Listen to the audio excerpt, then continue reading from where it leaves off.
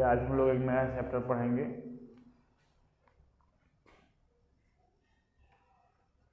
Gauss प्रमेय तथा इसके अनुप्रयोग, ये नया चैप्टर है। गॉस प्रमेय तथा इसके अनुप्रयोग।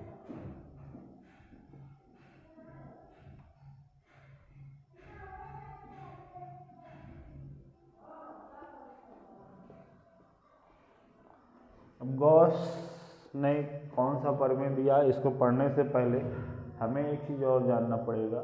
विद्युत फ्लक्स, विद्युत फ्लक्स, विद्युत फ्लक्स को फाई से प्रदर्शित किया जाता है। ये फाई है, क्या है? फाई है। इसको क्या पढ़ते हैं? फाई, ठीक है। विद्युत फ्लक्स क्या होता है? किसी भी पृष्ठ से गुजरने वाली विद्युत बल रेखाओं या विद्युत क्षेत्र रेखाओं की संख्या को ही विद्युत फ्लक्स कहा जाता है। जैसे कोई मान लीजिए ये बिंदु आवेश है, प्लस क्यू है, ये बिंदु आवेश है, प्लस क्यू है। इससे विद्युत बल रेखाएं क्या होंगी? बाहर की तरफ जाएंगे ना।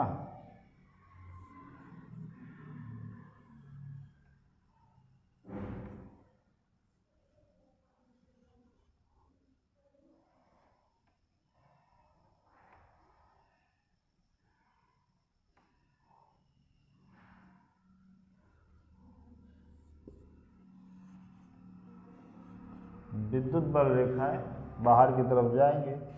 तो मान लीजिए कोई एक पृष्ठ है और एक दूसरा पृष्ठ है।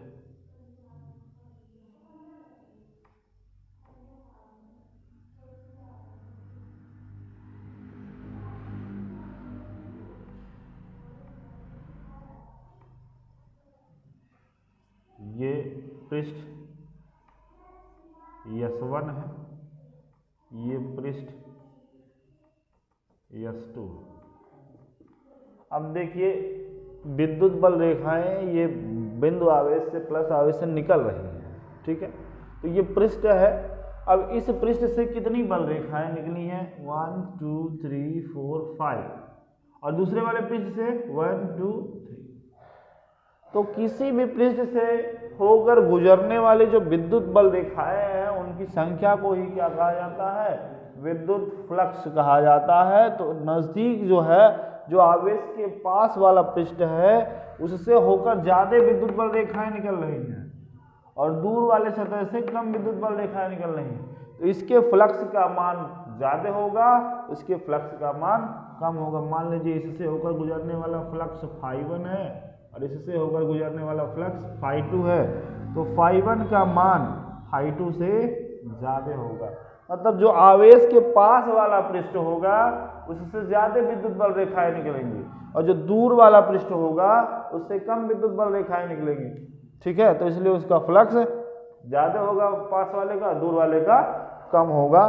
तो विद्युत फ्लक्स क्या होता है? किसी भी पृष्ठ से होकर गुजरने वाली विद्युत बल रेखाओं की संख्या को क्या कहते हैं? विद्युत फ्लक्स कहते हैं। किसी भी पृष्ठ से होकर गुजरने वाली विद्युत बल रेखाओं की संख्या को विद्युत फ्लक्स कहते किसी भी पृष्ठ से होकर गुजरने वाले विद्युत बल रेखाओं की संख्या को विद्युत फ्लक्स कहते हैं। जैसे यहाँ पे φ1 का मान जो होगा ना, फाई बराबर होता है E इंटू एस। ई क्या है, जहां ई क्या है, विद्युत क्षेत्र। यस क्या है, पृष्ठीय क्षेत्रफल है। ये पृष्ठीय क्षेत्रफल है, ठीक है। इसका एसआई मात्रा, इसका एसआई मात्रा क्या होगा,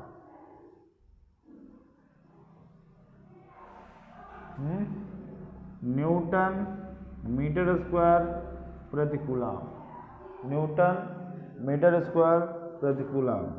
अथवा एक और मात्रक होता है वोल्ट मीटर। क्या, वोल्ट मीटर। इसका विमीय सूत्र, अब देखिए ये न्यूटन मीटर, न्यूटन का होता है M/L/T-2, मीटर का हो गया, मीटर का क्या होगा L⁻², और कूलाम का क्या होगा AT, ठीक, A⁻1 T⁻1। अब ये M यहाँ अकेला है M, अब L स्क्वायर और एक L⁻3, T ऊपर जाएगा तो ये प्लस हो माइनस हो जाएगा तो T⁻³ और A ऊपर जाएगा A⁻⁻1। तो इसका विमीय सूत्र हुआ M⁻L⁻3 T⁻³ A⁻⁻1। ये हो गया विमीय सूत्र किसका, विद्युत फ्लक्स का। तो विद्युत फ्लक्स क्या होता है, किसी भी पृष्ठ से होकर गुजरने वाली विद्युत क्षेत्र रेखाओं की संख्या या विद्युत बल रेखाओं की संख्या को ही क्या कहते हैं, विद्युत फ्लक्स कहते हैं। आवेश के पास वाला जो पृष्ठ होगा उसका फ्लक्स ज्यादा होता है, दूर वाले पृष्ठ का फ्लक्स कम होता है, क्योंकि उससे विद्युत बल रेखाएं कम होकर गुजरेंगे, इससे ज्यादा होकर गुजर रही हैं, इसलिए इसके फ्लक्स का मान क्या है, ज्यादा है। ठीक है, नोट करिए।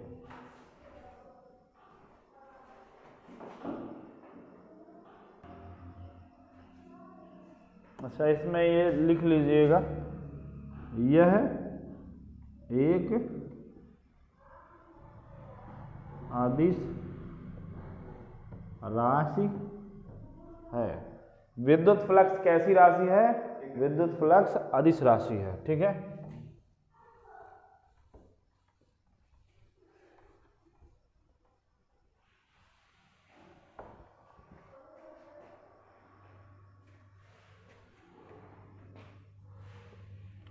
एक समान विद्युत क्षेत्र से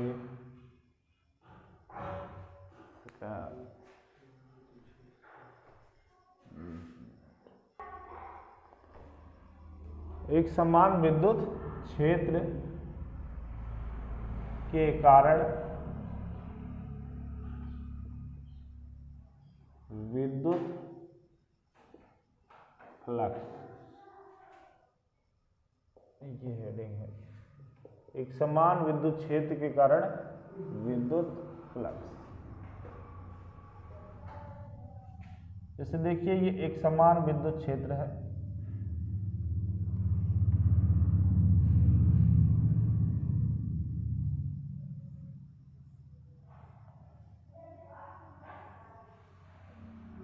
विद्युत क्षेत्र कितना है, ये, इसमें कोई एक वस्तु, कोई एक पृष्ठ है,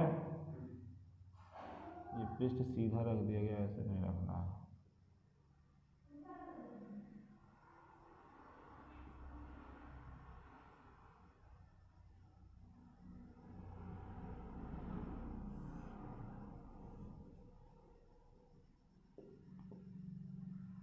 इसका ये आ गया आपका क्षेत्रफल सदिश एरिया वेक्टर। अब इनके बीच में ये कोण बना है थीटा, इधर है ई, ठीक है, इनके बीच में कोण कितना है थीटा।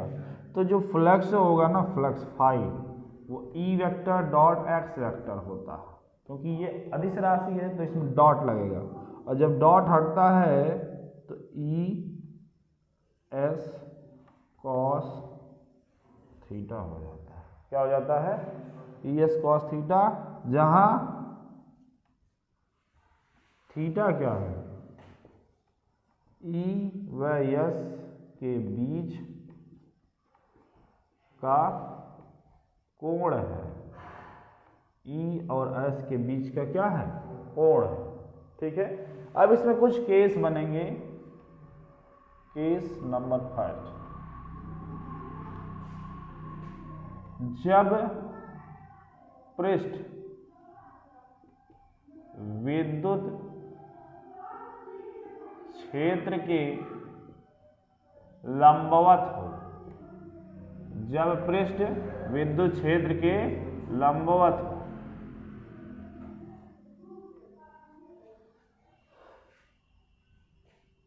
तब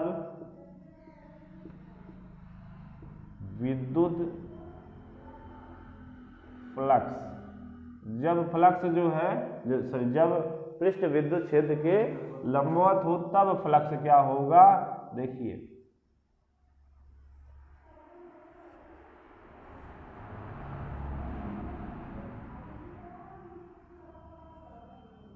अब यहां पर ये पृष्ठ और इसके बीच में 90 अंश का कोण बन रहा है, ठीक है, लंबवत है, और यहां से ये अगर क्षेत्रफल सदिश ये है और ये दोनों, ये विद्युत क्षेत्र है और ये क्षेत्रफल सदिश, दोनों की दिशा क्या है, समान है, तो यहाँ पर थीटा बराबर क्या हो जा रहा है, 0 अंश हो जा रहा है। दोनों का एक ही दिशा में, अगर कुछ कोण पर ऊपर नीचे होता तब तो कोण बनता, थीटा बराबर 0, अर्थात थीटा बराबर क्या हो रहा है, 0 अंश हो रहा है। इसका मतलब जो फ्लक्स होगा फाई बराबर ई एस कॉस 0 अंश, और आपको पता होना चाहिए कि कॉस 0 अंश का मान जो है कितना होता है, 1 होता है। कॉस 0 अंश का मान 1 होता है, तो ई एस इंटू 1 हो जाएगा ये, तो फाई बराबर क्या आ जाएगा, ई एस हो जाएगा ये, ठीक है। ये और यही क्या है, मैक्सिमम है, अधिकतम फ्लक्स है। अधिकतम फ्लक्स कब प्राप्त होगा, जब पृष्ठ जो है विद्युत क्षेत्र के क्या हो, लंबवत हो, 90 अंश पर हो, ठीक है, तब जो उसका क्षेत्रफल सदिश विद्युत क्षेत्र के साथ 0 अंश का कोण बनाएगा, तो वहां पर जो फ्लक्स का मान आएगा ई एस आएगा, ठीक है। इसके आगे केस नंबर, इसके बाद जो है केस नंबर 2 इसी में बता दिया जा रहा है।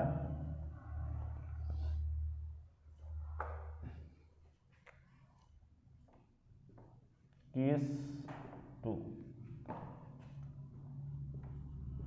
जब पृष्ठ विद्युत क्षेत्र के समांतर हो, तब विद्युत फ्लक्स क्या होगा। देखिए जब ऐसे है, ये मान लीजिए पृष्ठ है, ऐसे एक दफ्ती रखी हुई है, इसमें से विद्युत क्षेत्र रेखाएं जा रही हैं, तो सबसे ज्यादा तभी जाएगी जब 90 अंश में सीधे ऐसे खड़ा होगा। लेकिन अगर इसको ऐसे कर दें तो जो इधर से जा रहे थे रेखा सीधे ऊपर से निकल जाएंगे, इधर से क्या इसके बीच में से कोई जाएगा, नहीं जाएगा। तो वही यहां पर होगा,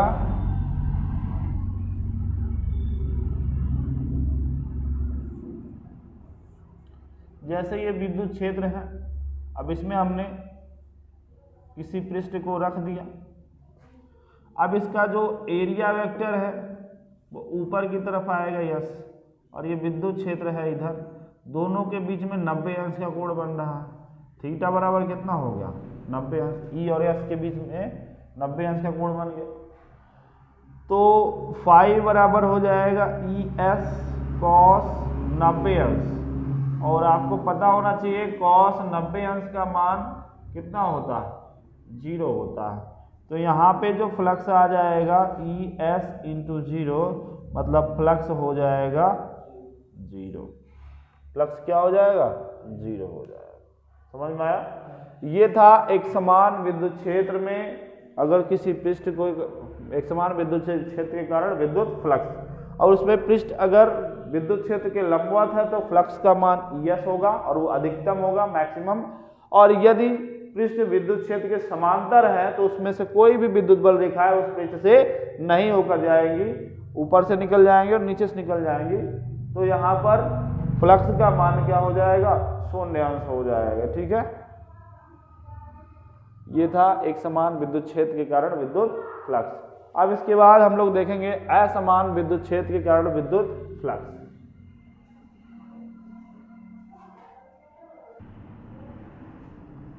चलिए अब हम लोग देखते हैं असमान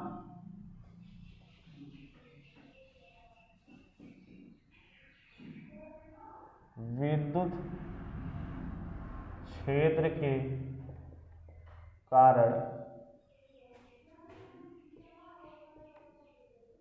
विद्युत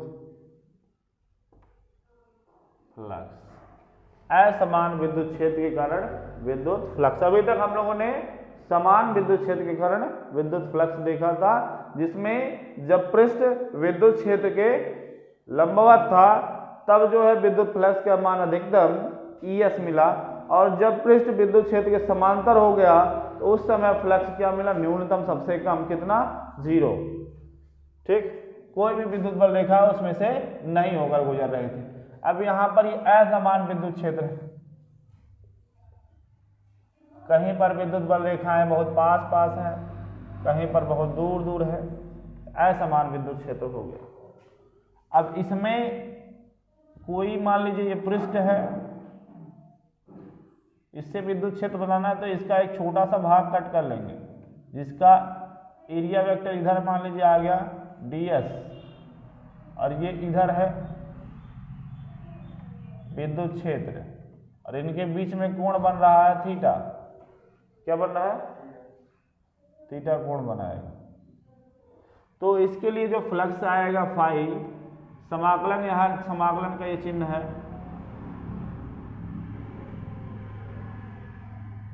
E vector dot ds vector, small area है तो ds होगा, और यहाँ पे s लगा देंगे, पूरे पृष्ठ का क्षेत्रफल कर देंगे। ई डी डॉट जब हटता है तो cos थीटा आता है, क्या आता है, cos थीटा। ये हो गया विद्युत फ्लक्स का मान असमान पृष्ठ के लिए, असमान विद्युत क्षेत्र के लिए विद्युत फ्लक्स का ये सूत्र हो गया। ठीक है, जैसे एक क्वेश्चन देख लीजिए, ये एक पृष्ठ है,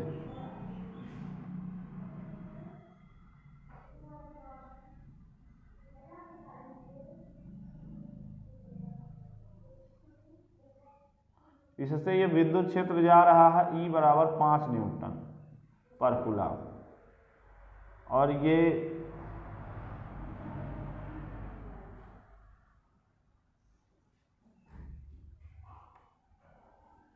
इसके साथ ये एरिया वेक्टर इधर है, और ये 30 अंश का कोण बना रहा, ये विद्युत क्षेत्र है। कितने अंश का कोण, एरिया वेक्टर के साथ 30 अंश का कोण बना रहा है, मतलब यहाँ पर E का मान 5 न्यूटन, और इसका S दिया हुआ है 10 मीटर स्क्वायर, मतलब क्षेत्रफल 10 मीटर स्क्वायर है। थीटा का मान 30 अंश दिया हुआ है, तो आपको फ्लक्स बताना है।